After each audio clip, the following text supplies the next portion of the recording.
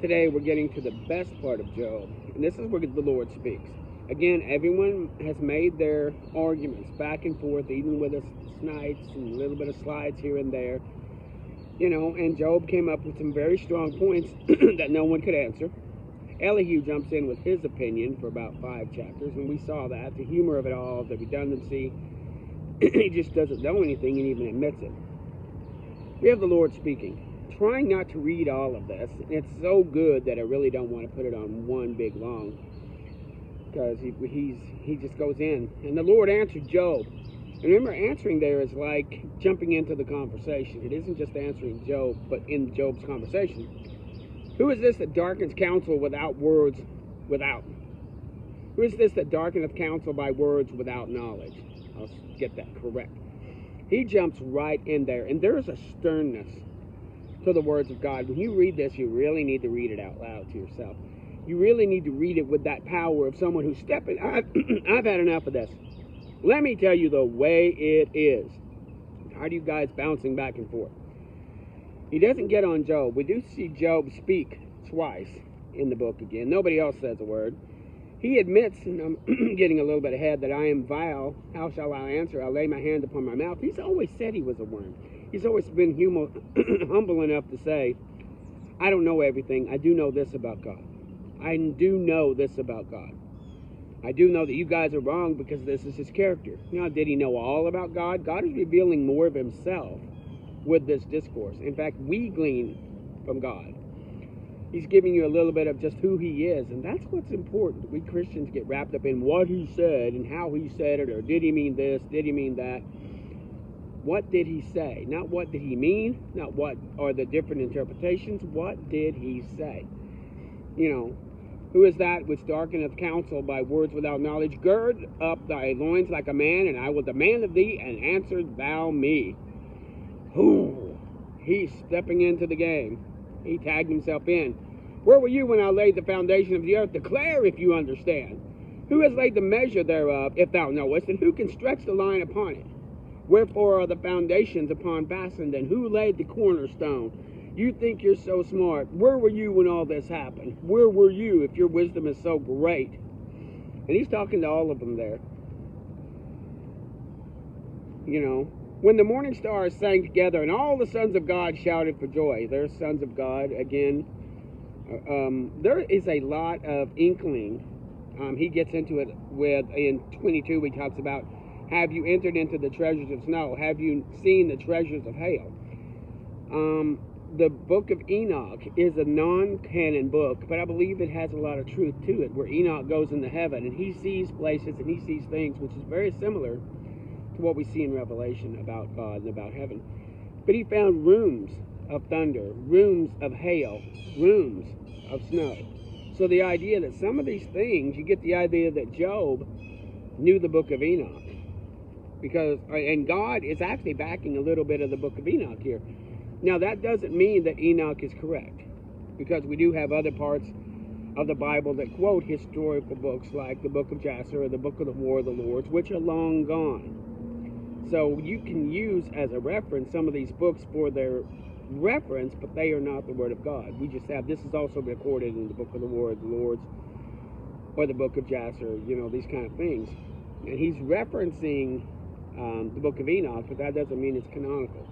But we see this that God has.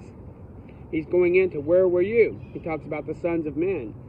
Again, when we've had that discourse in the church about, in Genesis 6, about the sons of God and the daughters of men. Oh, well, that was just the sons of Seth.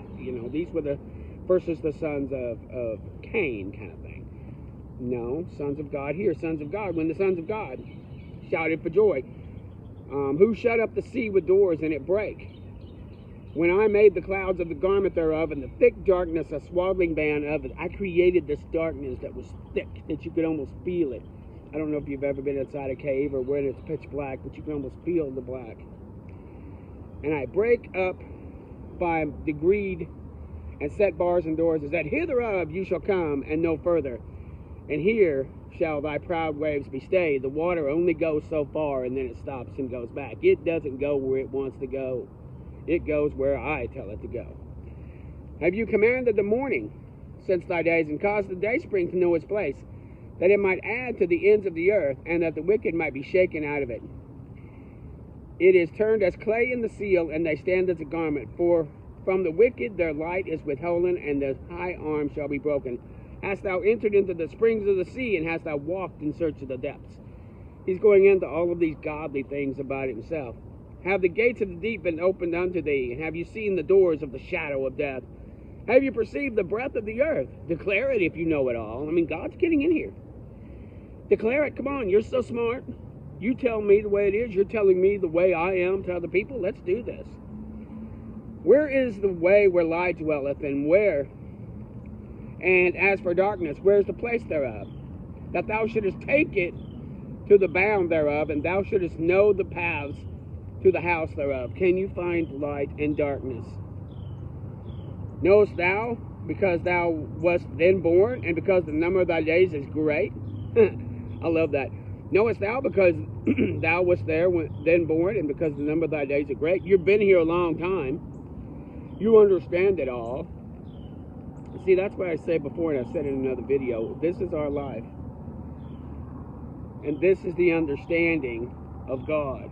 And sometimes we only have his perspective. That's faith, is understanding that he is as consistent in this little piece as he is through the whole string. So my faith is in God, and this is what Job was. His faith is with God in this little piece of string, that he was consistent through the rest of the string. Maybe I don't know what's going on in the background, but I know who's got it. So here he goes. Have you entered the treasures of the snow, and have you seen the treasures of hail, which I reserved against the time of trouble in the day of battle?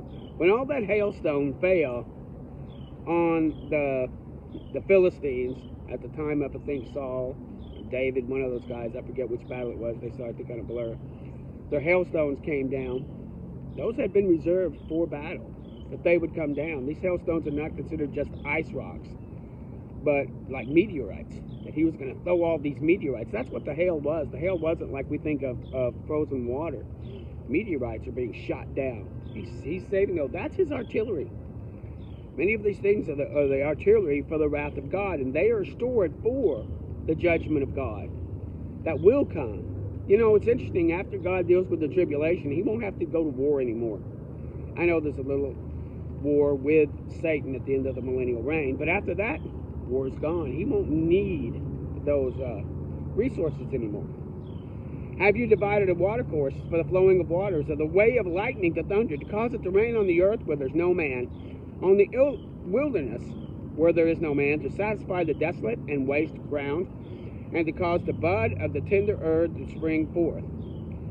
Hath the rain a father? Have you begotten the drops of dew? Now he talks about how he takes care of the earth even when men are not around. Think about that caring. That he's sending rain. He's sending things to places where there is no man. I do all of that. I'm not just doing things for you. I'm just not making sure you have enough, and you have gold, and you have silver, and you have great things, and you have pleasurable times. I'm also doing things for places where man is not, because I love my creation. I love this whole world. I love this whole universe. The only person that doesn't love it is the man that was created, man and woman, that was created by God.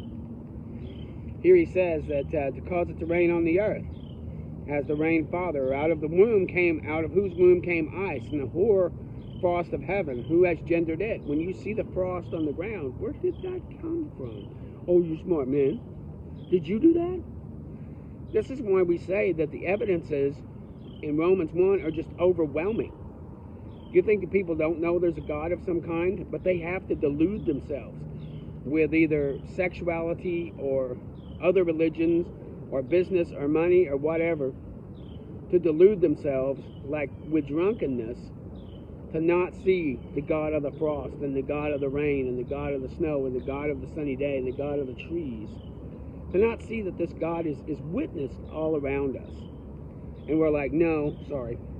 I love where he goes here. He talks about the heavens. Can you bind the sweet influence of the Pleiades and loose the bands of Orion? Can you bring forth the Mazzaroth in its season? Can you guide Arcturus with his sons? The idea that in the heavens, and Arcturus Arcturus is this gigantic sun, much bigger than our sun, that's out there just rolling around in the heavens. This big monster sun is out there, and God created that. God set up the Pleiades and the bands of Orion. He sets up the Mazzaroth, what we know of as astrology, which is actually astronomy. And we gave names to what we saw. Unfortunately, we went with paganism.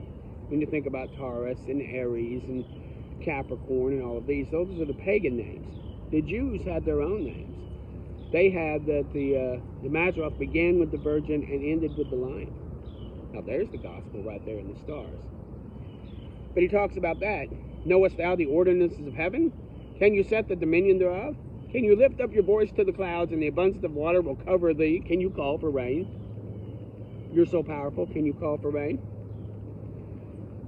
Who has put wisdom in the inward parts, and who has given understanding to the heart? This inward life of yours, the way the heart and the blood vessels and the oxygen pumps and the liver and the kidneys and spleen and all these things work, the intestines, the stomach. Can you know about that? Who can number the clouds in wisdom? Where or who can say to the bottles of heaven to open the bottles to bring down rain? When the dust grows into hardness and clods fast and fast, he says, will thou hunt for the prey for the lion? Will you go find food for the lion? Wow, he's really again jumping on this. When they crouch in the dens and abide in the covert to lie in wait, who provides for the raven his food? Knowest thou the time when the wild goats are on the rocks, therefore, and canst you mark the hinds that do calve? Do you understand the way these goats work? You ever seen mountain goats on the side of a hill? They're fearless. They're just walking along these hills, along a side that's like this, and they're just going right along. It's amazing how God has created those things. They bow themselves, they bring forth their young, and cast off their sorrows. Their young ones have a good likening. They grow up with corn, go forth, and return not unto them. Who has said to the wild ass? I love what he says about the wild ass. And who can loose the bounds of a wild ass? Whose house I have made the wilderness, and the barren land his dwellings. He scorns the multitude of the city, and regards not the crying of the driver. The idea that if a wild ass is going along and he stops in the middle of the road and you try to go past him, he just looks at you like you aren't even there. I mean, it's amazing how this animal is. He dwells in the wilderness. He doesn't want to be around people. The range of mountains is his pasture, and he searches after every green thing. He goes and eats on his own. You know, through 39, he also talks about the Leviathan. He talks about the unicorn. Sorry, the Leviathan comes later. We really don't know what this unicorn is. It could be not a fictitious animal, but it could be an animal that does not exist anymore, that it's gone the way of extinction. You get the idea it was an animal with a big horn. Now, I don't think it's a rhinoceros. I think that's further south. We have no evidence of rhinos being this far into that part of where man dwelt at that time in Mesopotamia. But it could be an animal that's not around anymore. And so, I don't think it's the unicorn as we see in fictionalized, this horse with the big, thing coming out of its head. It could be something similar to that. But the idea is, we have deer that have them coming out the sides. Why can't we have something that comes out, we act like this thing could never have existed just because we haven't seen it. Just because it's gone. There could be a lot of animals that have disappeared by extinction that we don't see. But he talks about the unicorn. He describes it. Can you bind the unicorn with a band? Can he hallow the valleys with you? Can you trust him because his strength is great? Or will thou leave thy labor to him? And will you leave your labor to him? Can you domesticate him and make him work for you and pull the farrow down to create the line so you can put in grain, Can you treat him like an ox? Will you trust him because his labor is great? Wilt thou believe him that he will bring home his seed and gather it to the barn? Gavest thou the goodly wings unto the peacocks? He talks about the peacocks now, and the feathers of the ostrich. He talks about how the ostrich doesn't have a brain, how the ostrich leaves its eggs in the earth, and there for someone, even for the ostrich to step on.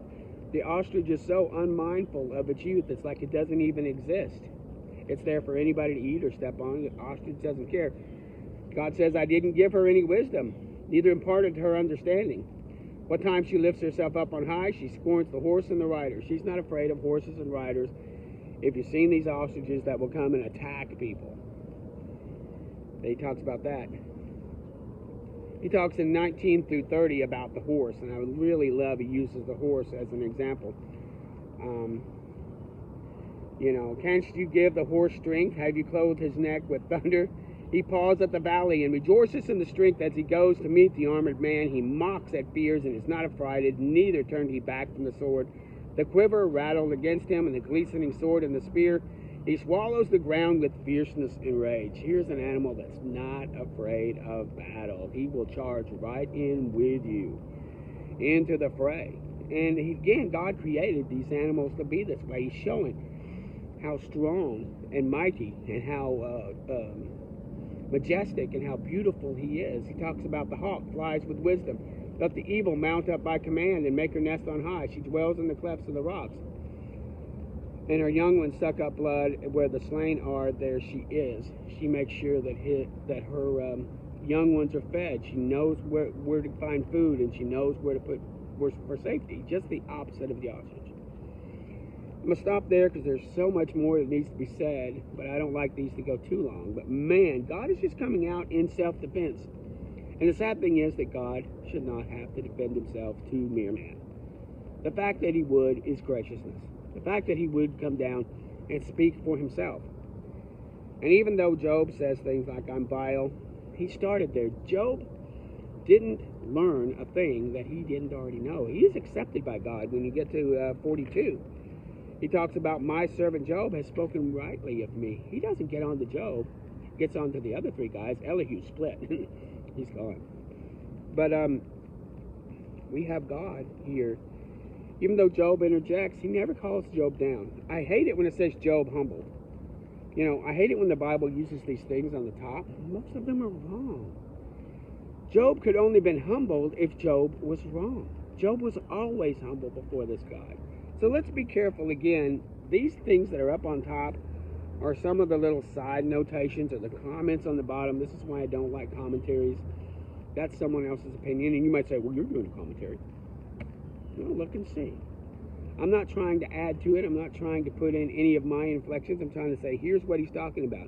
He's talking about the horse. He's talking about the ass. He's talking about the ostrich. He's talking about the eagle. He's talking about the hawk. He talks about the unicorn. And he's going to talk about more animals to come. Let God speak. And that's hard. It's hard for me sometimes. I'll admit, I have to try to keep out some of my good Baptist teaching to say, what does the word say right now? What does it say right now? Not what did I hear, but what does it say right now? Let's be like Job and get God right. Thank you.